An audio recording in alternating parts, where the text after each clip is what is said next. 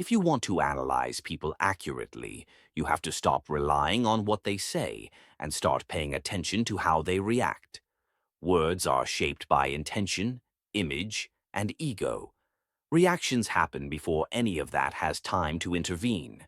The first technique is understanding that stress removes the mask.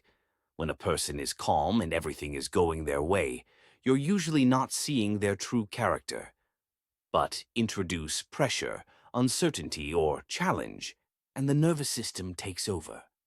That response is instinctive, not calculated. This is why stressful moments reveal more about someone than long conversations ever will.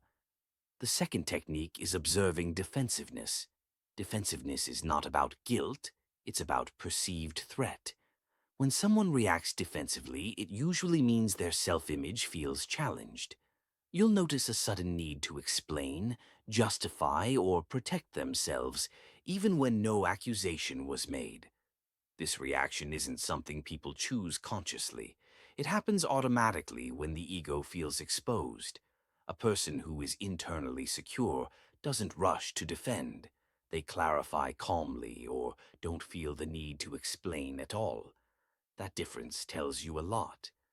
The third technique is recognizing anger as emotional leakage.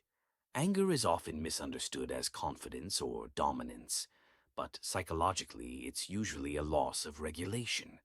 When someone responds with irritation, sharp tone, or hostility, it often means they feel cornered or stripped of control. Anger shows you where someone's emotional limits are. A person with discipline doesn't need to escalate to protect themselves. They remain steady even when challenged. The presence or absence of anger under pressure is a powerful indicator of inner stability. The fourth technique is paying attention to silence. Silence is one of the most revealing reactions because it's difficult to fake. When people go quiet under pressure, they are processing internally rather than performing externally. Silence can indicate discomfort, fear of exposure, or deep internal evaluation. What matters is not judging silence as good or bad, but recognizing that it's still a reaction. Silence is information. It tells you that something has disrupted the person's internal balance, even if they say nothing at all. The fifth technique is observing emotional speed. Some people react instantly and intensely, while others respond slowly and deliberately. Fast, emotionally charged reactions often signal impulsivity or emotional dependency on the situation. Slower reactions usually indicate self-regulation and control. The speed of a reaction often reveals how much emotional power a situation has over someone. The more control a situation has, the faster and stronger the reaction tends to be. The sixth technique is identifying consistency over time. One reaction doesn't define a person, but repeated reactions do. Patterns matter more than moments.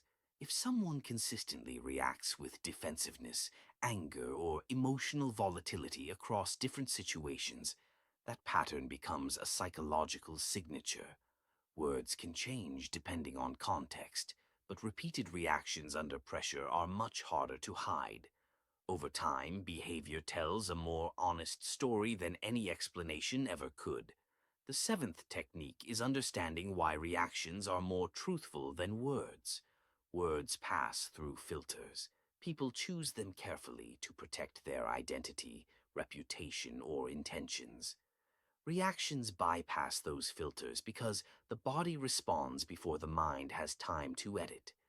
This is why reactions are raw, imperfect, and revealing. If you want clarity instead of confusion, stop analyzing promises and start analyzing responses to discomfort. That's where authenticity lives. If you want the ebooks, check out the link in bio. And if you're on TikTok, the link is in the comments. Study reactions. Words are optional.